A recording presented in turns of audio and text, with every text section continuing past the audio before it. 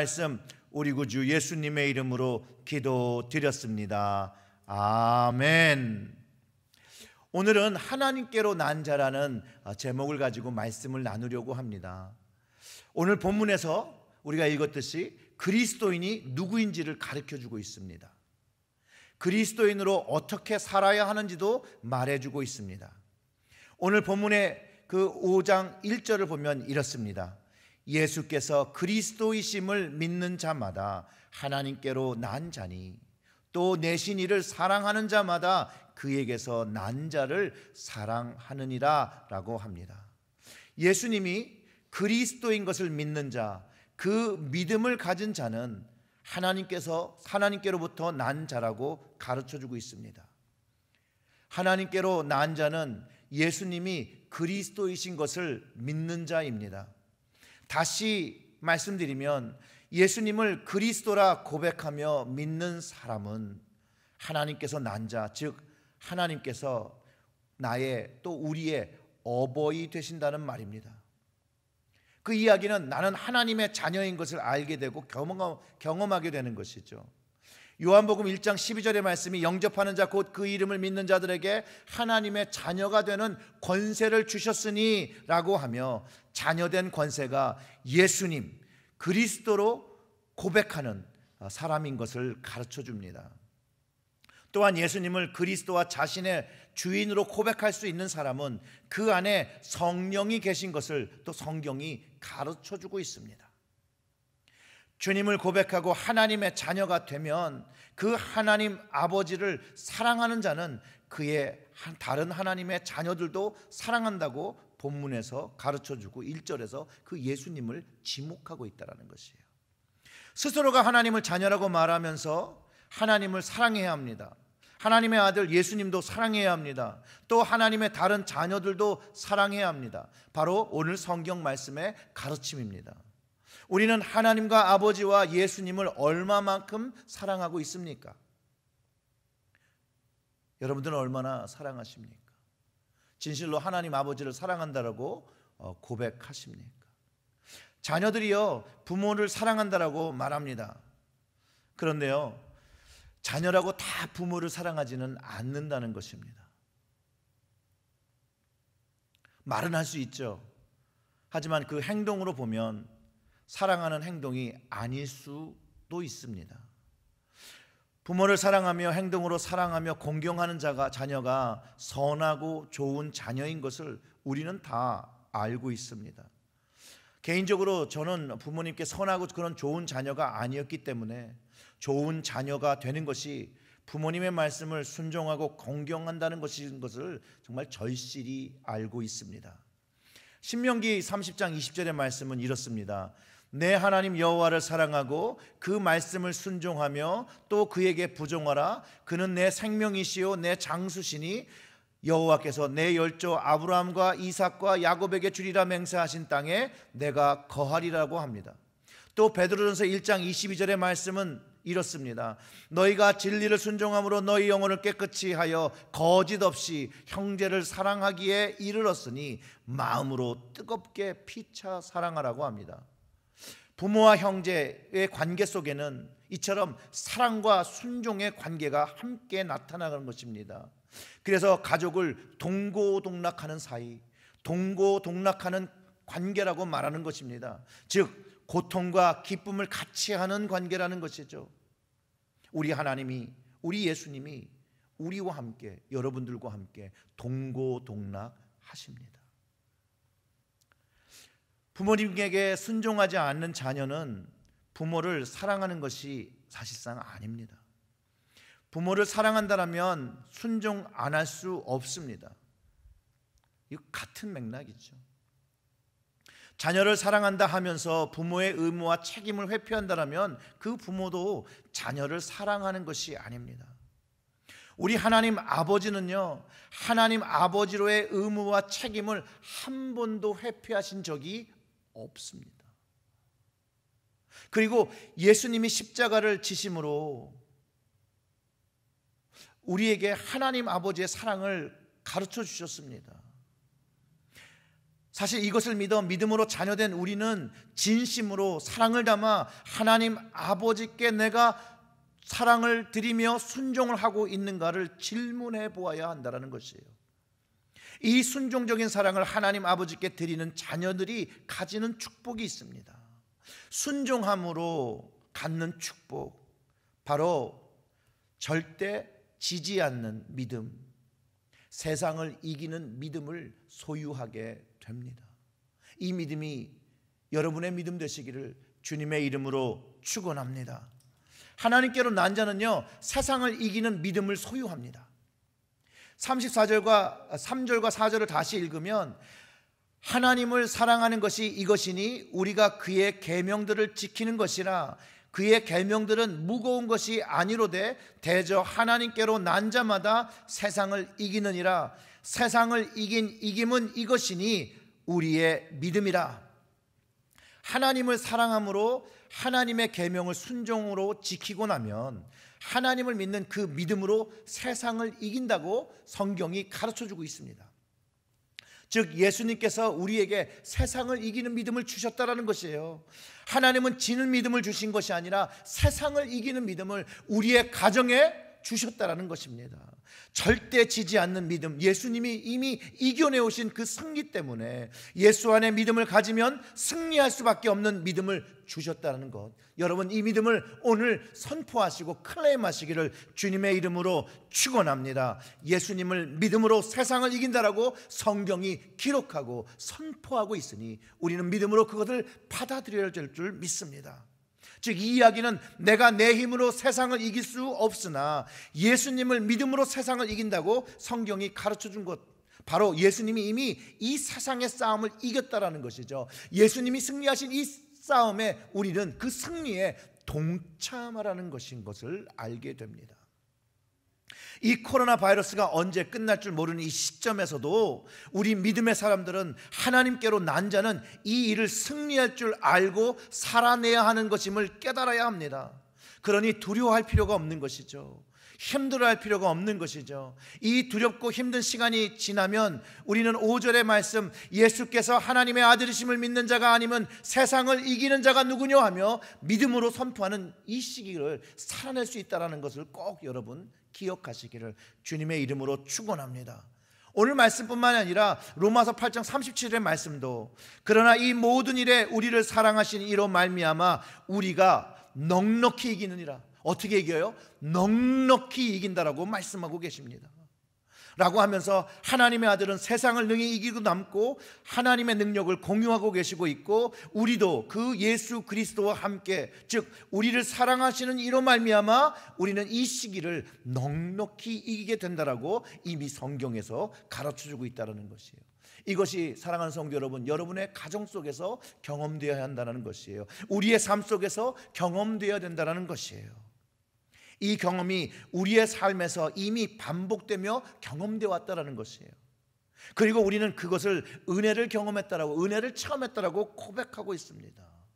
이번 이 코로나 바이러스의 이 시간에서도 동일한 고백이 아마 시간이 이 코로나 바이러스가 다 끝난 후에 우리가 다시 고백하며 찬양하며 다윗처럼 그때 우리 하나님이, 나의 하나님이 방패이셨고 요새이셨고 우리를 이끄시는 그 지팡이였다라고 고백하게 될 것입니다. 아멘.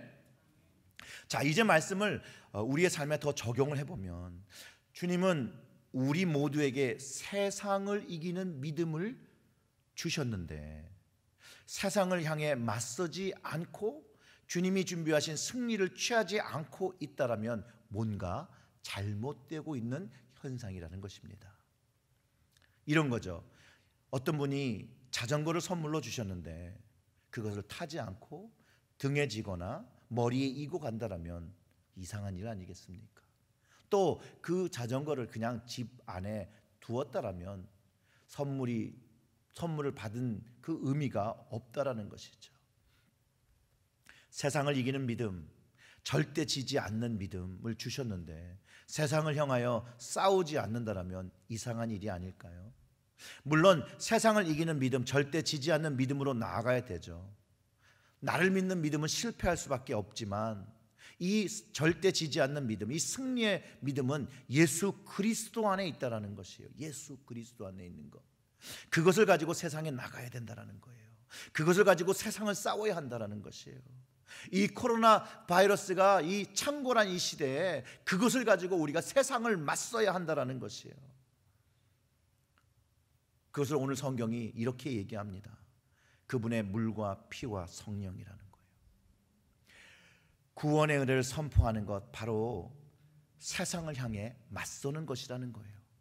내가 선 자리에서 두렵고 어려운 자리에서 이 믿음을 선포하는 그게 바로 믿음을 가진 자의 세상을 향한 선포라는 것이에요. 싸움이라는 것이에요. 예수님만이 구원의 길이라고 말하고 살아가는 것, 그것이라는 것이에요. 하나님께로 난 자는 이 물과 피와 성령을 소유했습니다. 하나님께로 난 자, 물과 피와 성령을 소유했습니다. 하나님께로 난 자는요, 우리 안에 무언가 있는데 그게 뭐냐면 물과 피와 성령이라고 그러잖아요. 이걸 우리 몸에 비하면 우리 안에는 다 DNA를 갖고 있습니다. 저는 이것이 하나님의 DNA라고 생각합니다. 그것이 물과 피와 성령이고, 이 DNA를 가졌기 때문에 우리의 마음은 하나님을 닮아가려고 하고 하나님을 사랑하려고 하고 그분의 뜻을 순종하라는 그 마음을 계속 가지며 살아간다는 것이에요. 우리가 하나님의 자녀로 태어나기 위해 꼭 필요한 건데, 성경에서는 예수님께서 그 필요한 물과 그 피와 그 성령의 부분을 다 공급해 주셨다라고 가르쳐 주고 있다는 것이에요. 6절과 8절의 말씀을 다시 읽어보면 이렇습니다. 이는 물과 피로 임하신 자니 곧 예수 그리스도시라. 물로만 아니요 물과 피로 임하셨고 증거하시는 이는 성령이시니 성령은 진리니라. 증거하시는 이가 셋이니 성령과 물과 피라. 또한 이 셋이 합하여 하나니라. 셋이지만 하나이며 하나이면서 셋인 것이라고 가르쳐주고 있습니다. 물과 피로 임하신 자, 여러분 우리가 기억하기에도 십자가의 사랑을 나타내는 것이죠. 우리를 위해서 주님이 하신 것, 십자가에서 순종하시기 위해 정말 땀이 핏방울이 되도록 기도하시고, 또 예수님께서 십자가에서 피 흘리시고 옆구리에 창을 찔렸을 때 흘리신 물과 피를 흘리신 것을 우리는 기억하게 됩니다.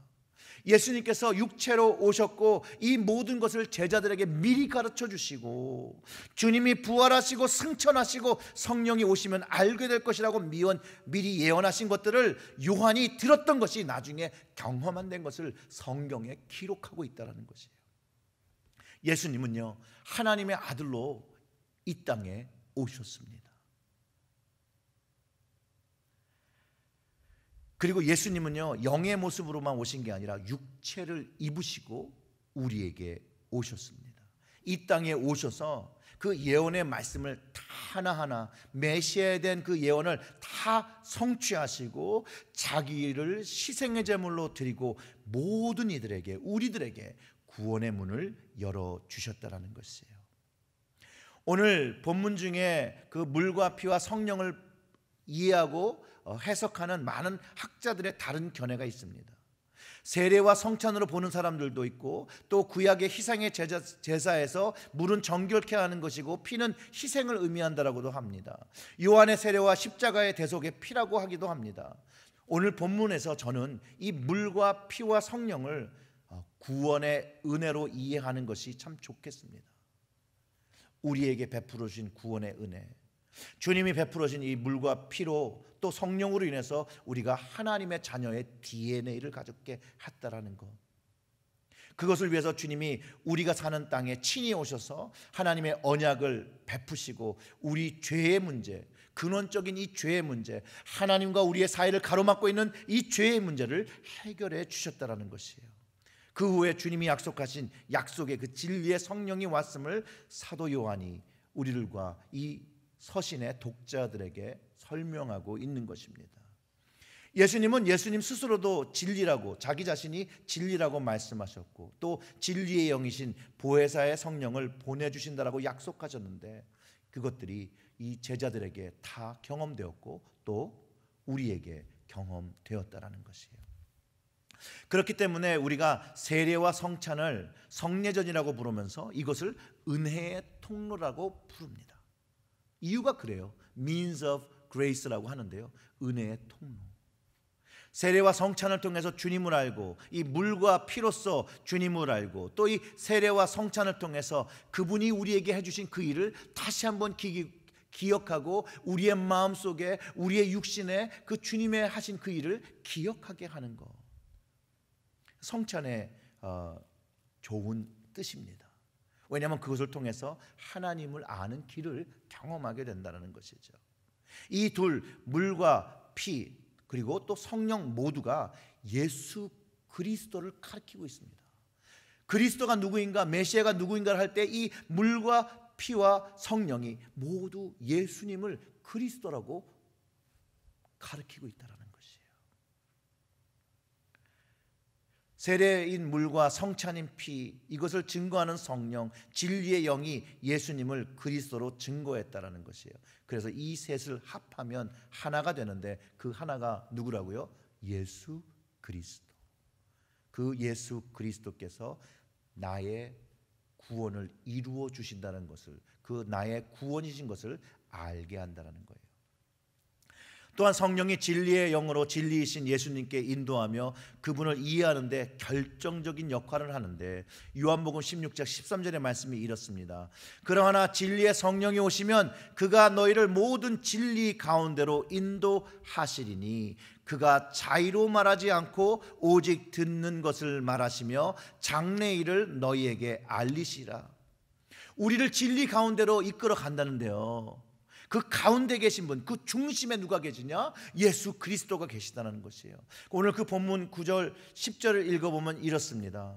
만일 우리가 사람들의 증거를 받을진대 하나님의 증거는 더욱 크도다. 하나님의 증거는 이것이니 그 아들에 관하여 증거하신 것이니라. 하나님의 아들을 믿는 자는 자기 안에 증거가 있고 하나님을 믿지 아니하는 자는 하나님을 거짓말하는 자로 만드나니 이는 하나님께서 그 아들에 관하여 증거하신 증거를 믿지 아니하였음이라. 하나님의 증거가 이것이라고 하는데 그 아들에 관하여 증거하신 것이고, 이 하나님의 아들을 믿는 자는 자기 안에 증거가 있는데 바로 그 증거가 바로 믿음이라는 거예요. 믿음. 우리는 이 믿음의 중심 자리에 진리가 자리 잡아야 되는데, 그 길에 진리의 영이신 성령님께서 우리를 이끄시고 그 중심에 예수님이 계시다는 것을 가르쳐주며, 그 예수님을 이제, 그 중심에 계신 예수님을 어떻게 하라는 거예요? 이제 쫓으라는 것이죠. 그분의 말씀을 들으라는 것이죠. 그곳에서 주님 만나며 물의 경험과 피의 경험과 성령의 경험을 그 자리에서 경험하게 되는 것입니다. 사랑하는 성도 여러분, 우리의 중심 안에, 즉 믿음 안에 예수님이 나의 죄를 사하신 것, 그래서 내가 생명을 얻은 것에 대한 감사하는 마음, 감사의 그 감동이 있어야 합니다. 예수님이 가르쳐 주시길 진리의 영 성령이 우리에게 오시면 죄에 대하여, 의에 대하여, 심판에 대하여 세상을 책망하신다고 하였고, 죄는 저희가 나를 믿지 아니함이라고 가르쳐 주셨는데, 바로 예수님을 믿지 않는 그 이것, 바로 죄라고 성령께서 가르쳐 주셨습니다. 진리의 영 성령께서 우리에게 오셔서 죄를 들추신다라는 거예요. 그럴 때 우리가 예수님을 믿지 않고 있음을 또 드러낸다는 것이죠. 어쩌면 이 코로나 바이러스가 우리를 엄습하며 찾아올 때 우리에게 정말 믿음이 있는지 한번 다 그 믿음을 돌아보는 계기가 됐을 수도 있습니다. 정말로 예수님을 믿는 사람인가? 나는 정말 믿음이 있는 사람인가? 성령님께서 그거를 다 들춰내셨을 거라는 거예요. 어떻습니까? 코로나 바이러스로 예배를 교회 안에서 드릴 수 없는 시기에 우리의 믿음은 정말 예수 그리스도 안에서 세상을 이기는 믿음을 소유하고 물과 피와 성령의 역사를 경험하고 있습니까? 아니면 교회 가지 않기 때문에 편하다라고 생각이 드십니까? 아니면 나를 구원하신 주님을 찬양하는 성도와 함께 예배드림으로 인하여 갈급함을 가지고 예배를 사모하며 기다리고 계십니까? 여러분의 마음은 정말 어떤 마음이십니까? 바이올린 연주자 중에 유명한 분이 하나 계십니다. 파가니니라는 분이 있는데요, 그분이요 수많은 군중 안에서 연주를 이렇게 시작했더랍니다. 너무 아름다운 연주를 시작하다가 줄이 하나 딱 끊어졌다는 것이에요. 그런데 나머지 3개의 줄로 또 이렇게 연주를 하기 시작했대요. 근데 또 2번째 줄이 끊어졌다는 거예요. 그래도 파가니니가 태연하게 연주를 했다고 합니다. 그런데 놀랍게도 그 3번째 줄도 끊어졌다고 합니다. 군중이 많이 당황했습니다. 그는 잠시 음악을 중지하더니 바이올린을 한 손으로 다시 한번 잡고 군중을 향해 이렇게 얘기했다고 합니다. 줄 하나와 그 줄 하나와 파가니니 하나만 남았습니다 라고 하면서 한 줄로 연주를 노련하게 끝내고 그가 박수갈채를 받았다라고 합니다. 많은 사람들이 그런 상황이 될 때 연주를 포기하거나 아니면 다시 줄을 매서 아마 연주를 했을 거라고 생각이 드는데, 근데 이게 우리의 인생에 돌아보아야 하는 그런 질문이 이 이야기에 담겨 있습니다.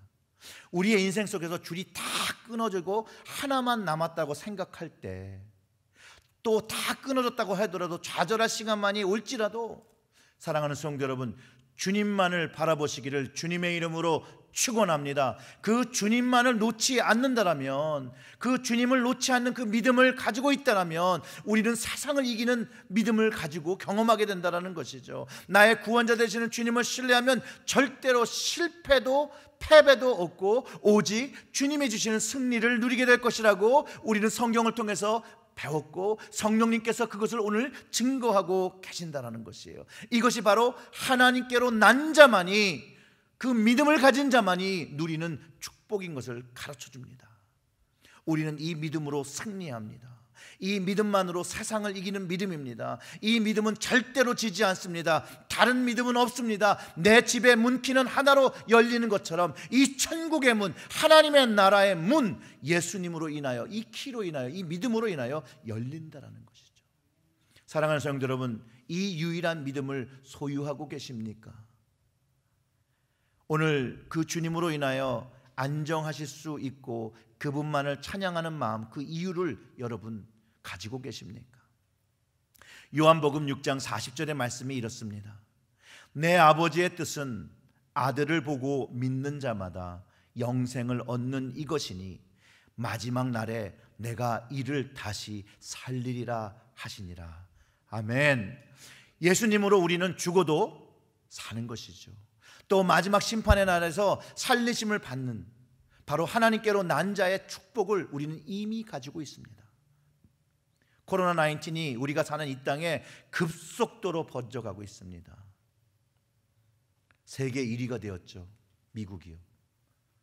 점점 날마다 이것이 많아지죠. 그러나 그 아들 예수님을 믿고 아버지를 사랑하고 아버지 뜻에 순종하고 그 사랑을 하는 사람의 믿음은요, 세상을 이기는 믿음, 절대 지지 않고 승리할 수밖에 없는 그 믿음, 그 믿음을 가진 축복의 사람들입니다. 바로 여러분들이 그 축복의 사람들인데 그 축복을 마음껏 누리시기를 주님의 이름으로 축원합니다. 우리 기도하겠습니다.